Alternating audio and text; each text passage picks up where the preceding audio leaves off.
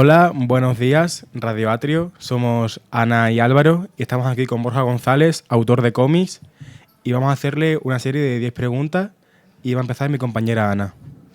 La primera pregunta es, ¿quién es Borja González? Uy, eso me lo preguntáis a mí. Sí. Pues Borja González soy yo. Eso es lo primero y más importante. Borja González es un autor de cómics de Badajoz. Es autodidacta. Vive con su pareja, que también es autora de cómics. Trabaja en casa. Yo tengo mi estudio en casa. Y con 2 gatitos. Así ese sería como el resumen básico de quién es Borja González. Bueno, y respecto al sentido de tus obras, ¿para qué las haces? ¿Con qué sentido las creas? ¿Y cuándo descubriste tu vocación real por crear cómics? Creo que voy a salir llorando de esta entrevista. Son preguntas muy complejas. ¿Por qué hago lo que hago? Bueno, porque, pues no sé, supongo que porque me hace feliz. Empecé haciendo precisamente fanzines, que es lo que hemos estado haciendo en los talleres estos días. Principalmente porque descubrí que me gustaban mucho las imágenes. Yo pienso en imágenes, hay gente que no lo hace, pero que piensa en conceptos, en ideas, en palabras, en sonidos. A mí me afectan mucho las imágenes, siempre ha sido así. Se me quedan grabadas o me dan miedo o no sé, me afectan mucho las imágenes.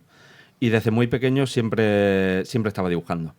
Entonces, digamos que fue como un proceso paulatino, pero desde que yo tengo uso de razón, siempre ha habido como una especie de línea recta, ¿no? De que cada vez se iba ensanchando más. Al principio pues me ponían un folio y unos lápices de colores y dibujaba, y poco a poco, pues con los años, pues eso se va haciendo cada vez más complejo, ¿no? Dibujas más cosas, dibujas más, una mayor variedad.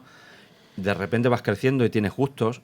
De repente, pues oye, pues me gustan los cómics, pero además que me gusta el manga. Dentro del manga, que me gusta el terror.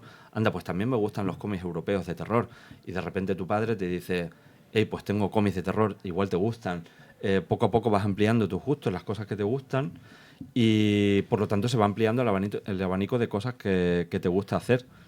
Entonces, ¿por qué lo hago? Yo diría que básicamente por 2 razones. La primera es porque me gusta y la segunda porque creo que no sé hacer mucho más. O sea, sé dibujar y escribir historias y darle de comer a mis gatos. Son las 2 cosas que mejor se me dan.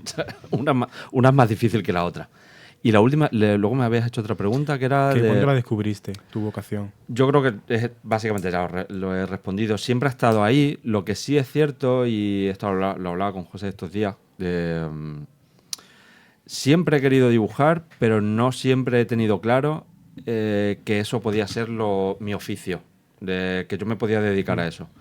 Y para mí, siempre que doy los talleres, intento remarcar el hecho de que vivo de hacer cómics. Porque mucha gente, cuando le digo que hago cómics, piensan que los hago en mi tiempo libre. Y no les culpo, porque no sé, normalmente no conoces a mucha gente que se dedique a, no sé, a hacer películas, o a hacer cómics o novelistas que se dediquen a eso profesionalmente, ¿no? Y a mí me pasaba eso. Cuando yo tenía vuestra edad, pues empezaba a tener acceso a internet, pero era una cosa muy precaria. Pero antes de eso, yo no conocía a nadie. Y a mi padre le encantaban los cómics, a mi madre le encantaba la literatura. Mi casa estaba llena de ese tipo de cosas y se me incentivaba a dibujar, pero no tanto a que eso fuese mi carrera profesional. Entonces yo descubrí que quería dedicarme específicamente a hacer cómics tal vez demasiado tarde, porque no tenía referentes, en el sentido de que cuando yo cogía un libro de una biblioteca y era un autor americano a lo mejor, con un dibujante, no sé, checoslovaco, yo decía, vale, eso no tiene nada que ver conmigo. Son gente que no sé de dónde ha salido y hace estas cosas, ¿no? Es como cuando ves una película de, no sé, de Spider-Man. Dices, bueno, pero ¿quién ha hecho eso? Desde luego no yo, ¿no? No entendía que eso era algo que yo podía estudiar y que podía hacer. Tardé quizá demasiado, y yo diría que fue ya más allá de los 20 cuando yo me di cuenta, después de haber dibujado muchísimo, muchísimo, cuando fue mi pareja realmente la que realmente me animó. Primero hice algunas exposiciones en mi barrio, en sitios donde podía, y fue mi pareja la que me animó a, bueno, pues hay que salir de Badajoz y hay que mover tu trabajo y hay que intentar ver si eso puede ser tu profesión. Así que me arrepiento mucho de no haber estudiado dibujo y de no haber intentado profesionalizarme desde el principio, pero es que pensaba que no se podía. Pensaba que si estudiabas dibujo, si estudiabas arte, el paso siguiente era dar clases de arte. Yo pensaba que esa era la única salida de estudiar la carrera de Bellas Artes.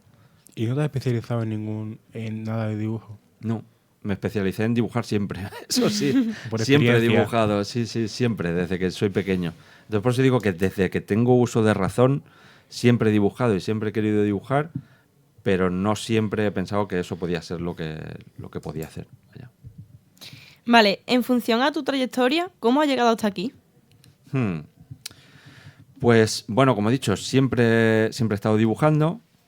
Poco a poco vas haciendo cosas más complejas, más elaboradas, y siempre vas teniendo un puntito de ambición, digamos. Es decir, cuando hice mi primer cómic de 2 páginas, dije, vale, me gusta, ahora quiero hacer uno de 4. Y cuando hice uno de 4 y vi que a mis amigos les gustó y que les gustaba, dije, haz más. Y digo, bueno, pues hago más y lo voy a hacer un poco más largo. Cuando quise darme cuenta, hice un cómic de 40 páginas que se publicó en Badajoz. Fue el primero que hice y me costó horrores. Me costó muchísimo. Fue muchísimo esfuerzo porque no me había enfrentado a una historia tan larga. Y ese cómic lo publicó la editorial regional en toda Extremadura. Igual lo podéis encontrar, se llama La Boca del Lobo. Yo no puedo ni verlo, o sea, a mí ahora mismo me parece una cosa horrible, pero en aquel momento fue una cosa de la que yo me sentí muy orgulloso, porque fue lo primero que yo hice y que se editó por una editorial, aunque fuese aquí en Extremadura nada más, y a la gente le gustó mucho, pero a mí no. Yo terminé de hacerlo y fue como, puedo hacerlo mucho mejor. Y luego me hicieron, a raíz de eso, me hicieron un encargo también en Extremadura, hice Inés de Suárez, una biografía, y ahí pasé a un cómic de 60 páginas y añadí color, que el anterior era en blanco y negro, yo siempre trabajaba en blanco y negro. Y con Inés, a pesar de que fue un cómic de encargo, no fue una cosa que saliera de mí, sino que me dijeron, bueno, pues tienes que hacer una biografía de este personaje histórico, lo disfruté mucho y me sentí mucho más suelto a la hora de hacer el cómic. De repente no me costó nada, cosa que con el anterior sí me había costado mucho. Y dije, a ver si va a ser esto practicar claro. y que a base de hacer las cosas pues van siendo más fáciles. Y me animé tanto con este cómic de encargo que no se parecía nada a lo que yo hacía, que automáticamente lo terminé y dije, pues voy a hacer algo, pero de lo que a mí me guste. O sea, y en cuestión de apenas 2 meses, me parece que fue, un verano, hice La Reina Orquídea, que fue un cómic de 70 páginas, que era una historia completamente mía. Y dije, voy a hacer lo que se me ocurra. Y ahí fue el clic. O sea, ese cómic lo hice en 2015, yo creo que fue el verano de 2014, me parece que fue, y se publicó en 2015. Y lo publiqué en una editorial que monté yo con mi pareja, Maite Alvarado, y con Rui Díaz.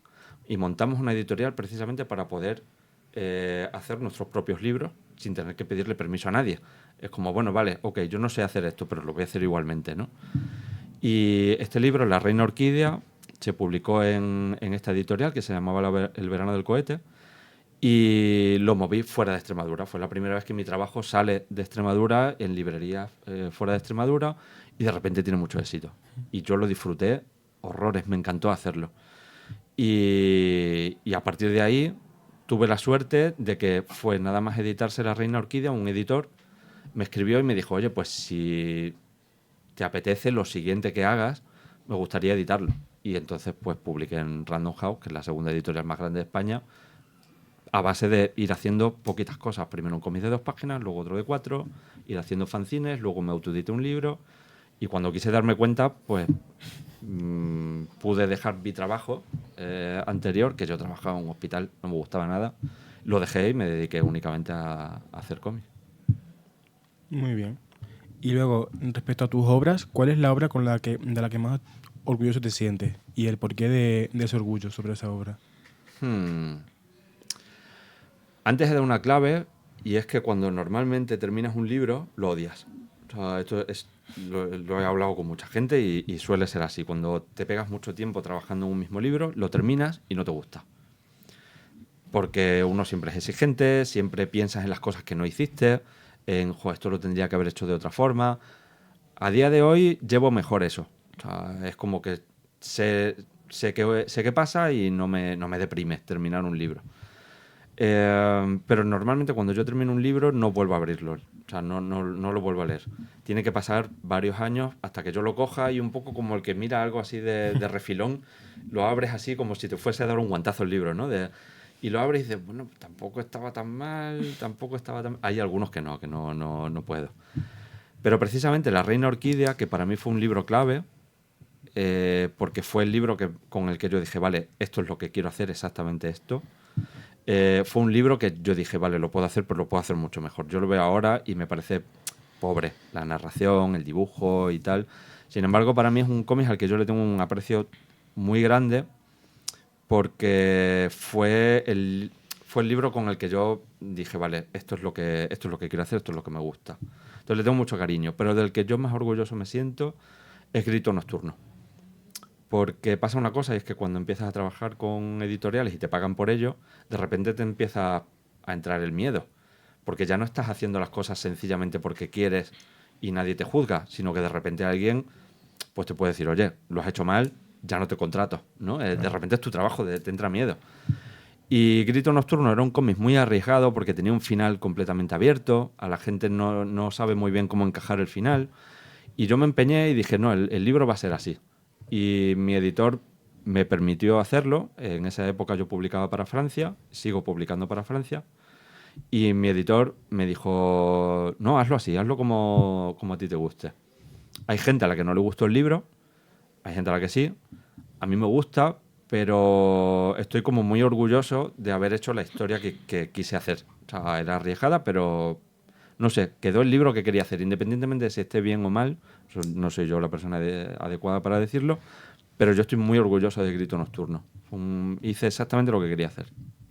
Desde tu experiencia, ¿qué nos recomiendas leer? Uf, vale. ¿Puedo hacer trampa y recomendar un libro de mi pareja? Perfecto. Bueno, Pensabais que iba a decir uno mío, ¿no? No, los míos se sobreentiende, tenéis que leerlos, todos. No, pero mira, Maite Alvarado publicó el año pasado, no, el anterior, fue La Isla, que es un cómic pintado en acrílico, bastante sorprendente como está pintado. Muy bonito, con muy poquito texto y que os lo recomiendo muchísimo. Y de últimos cómics que yo haya leído, yo siempre digo que hay igual que en la literatura, en las novelas y demás, siempre hay un cómic para cada persona. Es decir, cada vez que alguien me dice, es que a mí el cómic no me gusta, yo siempre digo, no, lo que no has encontrado es el cómic que te guste, porque cómics hay absolutamente de todo, ¿no? A mí, por ejemplo, pues me gustan muchos tipos de cómics. Me gusta desde ciencia ficción, me gusta de terror. Por ejemplo, yo leo mucho manga y me gusta mucho, por ejemplo, Junji Ito, que es un autor de terror que me encanta. Además, mezcla el terror y la comedia. Es decir, hay momentos en el que estás pasando mucho miedo, pero cuando te quieres dar cuenta te estás riendo un montón. O al revés. Y es una cosa que me gusta mucho. Y... ¿algún otro cómic que haya leído últimamente que me haya gustado mucho?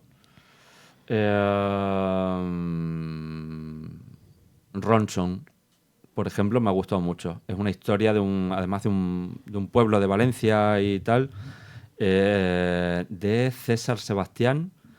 Y creo que ese libro casi seguro va a ser uno de los libros del año, uno de los mejores cómics del año. Y también recomendaría Aquí hay avería, de Lorenzo Montatore, que acaba de salir. Es un cómic prácticamente mudo y es graciosísimo. Y también diría que va a estar entre los mejores cómics del año. muy bien. Y volvemos a tus cómics. ¿Tú qué sueles crear antes, la historia o los personajes? Sin duda los personajes.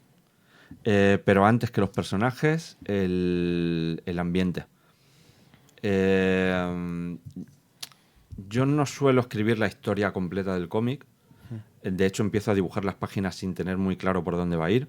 Lo que sí tengo es como una imagen mental del cómic al completo. Cuando tú te lees una novela o ves una película o lees un cómic y lo recuerdas un año después, tú no recuerdas la historia al completo, todo lo que pasa, ¿no? Tú tienes como una imagen mental del recuerdo que tienes de... Ay, pues era muy melancólico, el recuerdo sobre todo azules. Recuerdas como cosas muy básicas de lo que te hizo sentir, ¿no? Como la impresión que te dejó. Entonces a mí me gusta a partir de ahí. Yo tengo como una impresión de lo que yo quiero hacer. Por ejemplo, con Grito Nocturno yo quería reflejar un poco como ese punto de esa noche de verano en la que estás tú solo y parece que estás tú solo en la ciudad o en el pueblo y está lleno de gente, pero no los ves y está todo en silencio y demás. Ese momentito de soledad, precisamente en verano, además, esas noches frescas de verano, eso era lo que yo quería reflejar en Grito Nocturno. Si tú lees el libro, luego hay fantasmas, hay brujas, hay demonios, hay un montón de cosas, no, pero la sensación que yo quería transmitir era esa. Y hace relativamente poco, alguien en Twitter hizo un comentario de que había leído Grito Nocturno y que le había recordado a fumarse un cigarro en un balcón en una noche de verano. Y dije, ay, qué bien, lo he hecho, es exactamente lo que yo quería. Por eso digo, me sentí como muy... Vaya, lo hice, ¿no? Porque es lo que yo suelo... El punto desde el que yo suelo empezar, como una imagen mental de lo que va a ser el cómic. A partir de ahí, normalmente diseño los personajes y me gusta que sean como muy icónicos. Como yo no dibujo caras ni demás, me gusta que sean como muy icónicos. En plan, pues esta chica va a ser una bruja y siempre va a ir disfrazada de bruja, con el gorro, con la capa negra y tal. De esa forma siempre se la reconoce. Me gusta hacer como personajes muy icónicos que se los reconozca fácilmente. ¿Y por qué te interesa tanto las conexiones entre personas que no vivieron en la misma época? Es un tema que me interesa mucho, no tanto en lo personal. No estoy seguro de si es posible tener relaciones concretas entre dos personas que no se han conocido, ¿no? De siglos distintos. Pero sí creo que la cultura se transmite al final. O sea, me interesa más esa transmisión de la cultura, digamos. Tú piensas en algo, en un movimiento cultural de hoy, por ejemplo, y seguro que tiene algún eco en siglos anteriores. Es decir, yo, por ejemplo, en The Black Holes me gustaba esa idea de preguntarme si el punk como movimiento cultural, que es algo que empieza en los años 70, y aún así todavía hay gente que sigue haciendo punk, me preguntaba si la actitud punk existió antes, si eso era posible, ¿no? Y entonces ideé esta historia en la que una chica de 1856, si no recuerdo mal, pues tiene una actitud netamente punk. Y a través de sus poemas, pues viajan no sé si conocéis esto de meter textos o dibujos en una botella y es como una máquina del tiempo, ¿no? De lo entierras y alguien lo desenterrará y tal, ¿no? Pues me interesaba un poco esa conexión. Y me interesa mucho otra cosa y es la vuelta de, no tanto de movimientos culturales, sino de estéticas o ideas de décadas anteriores.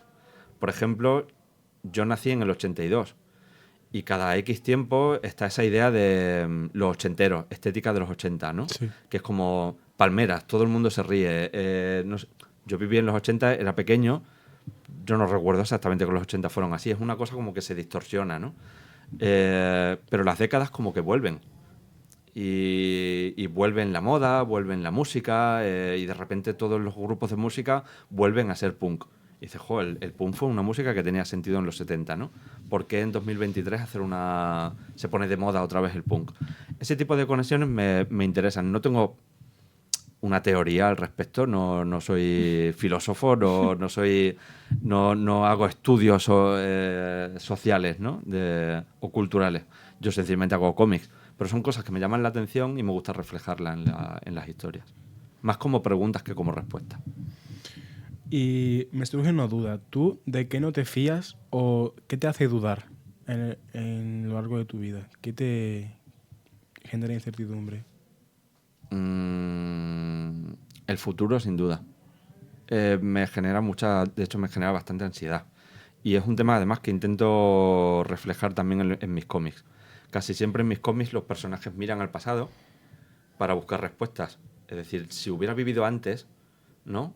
Como por ejemplo en casi todos mis cómics los personajes miran al pasado como un lugar seguro.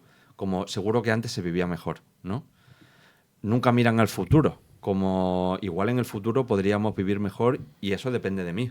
Por lo tanto voy a hacer yo un futuro mejor, ¿no?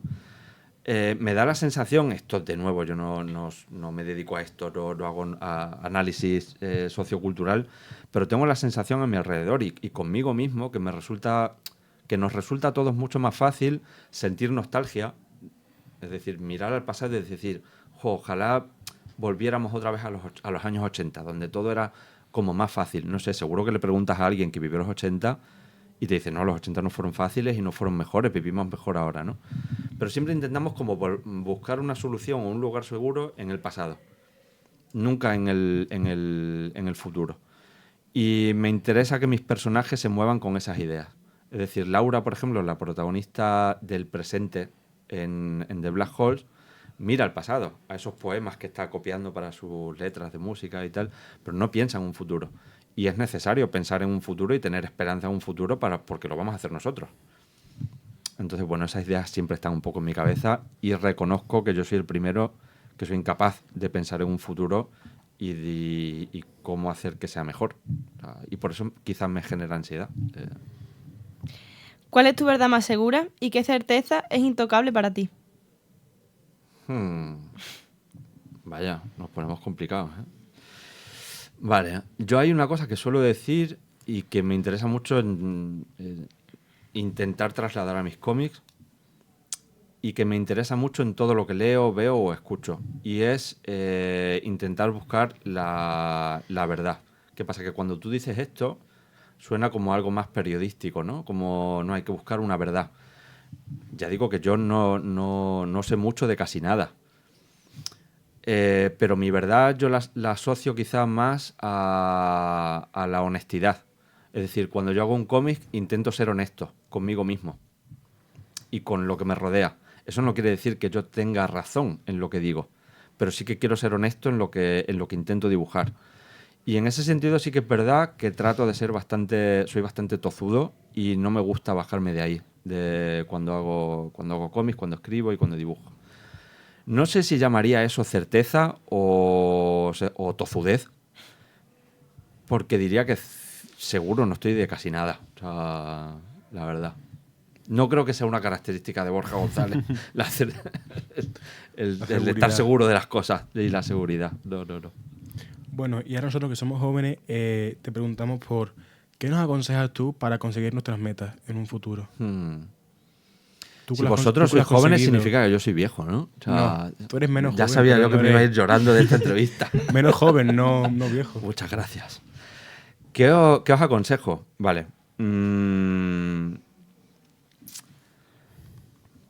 ¿Tú qué lo has conseguido a partir de tus propias manos? Pensando en los errores que yo he cometido, hay algunos errores que sé a ciencia cierta que son míos.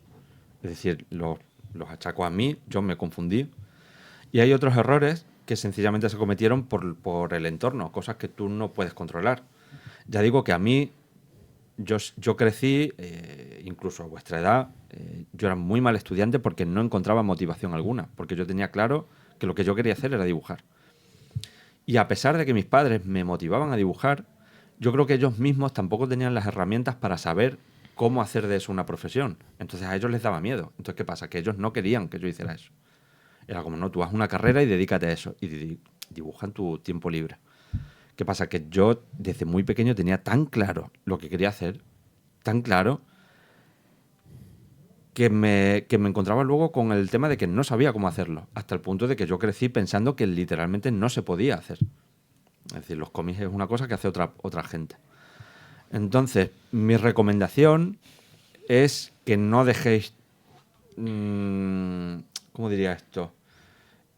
Si hay algo que os gusta realmente, buscad vuestras herramientas, porque ahora mismo tenéis internet, es mucho más fácil conectarte con otra gente. Pero yo recuerdo con vuestra edad y sobre todo más pequeño, vivir en Badajoz era literalmente tu círculo, tu familia, la gente de tu clase y los amigos de tu barrio. Punto. No había nadie que te pudiese explicar las cosas. Algo tan sencillo como que te viniera alguien y te dijera, no, yo me dedico a hacer cómics y no es ciencia ficción, vivo en Badajoz y es la cosa más normal del mundo, ¿no? Que busquéis salidas a las cosas que os gustan y tratéis de compaginarlas, digamos, con la realidad, porque hay veces que las cosas son complicadas y hay que asumirlo.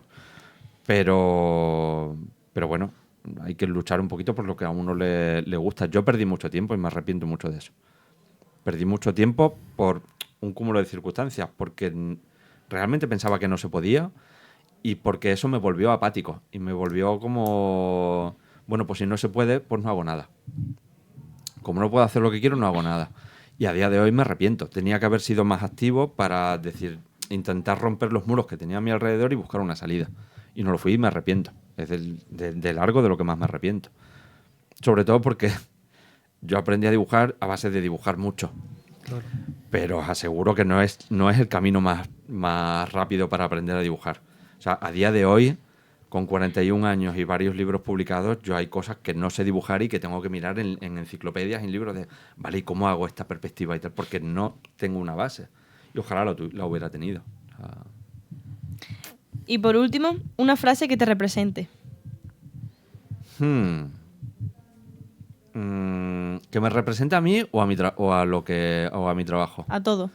Vale, porque iba a decir que probablemente la que eligiera para una cosa y para otra sería probablemente muy parecida. Diría melancolía. Casi siempre estoy mirando las musarañas y echando de menos cosas. Es lo que me caracteriza a mí y creo que es lo que se refleja en mis cómics. Es gente mirando las musarañas y perdiendo el tiempo, casi siempre. Bueno, pues ya hemos acabado. Muchas gracias por venir a enseñarnos todo sobre tu vida, sobre tu trabajo y por compartir este momento con nosotros. Muchas gracias a vosotros porque creo que es la entrevista más completa y compleja que me han hecho hasta ahora y me han hecho mucho.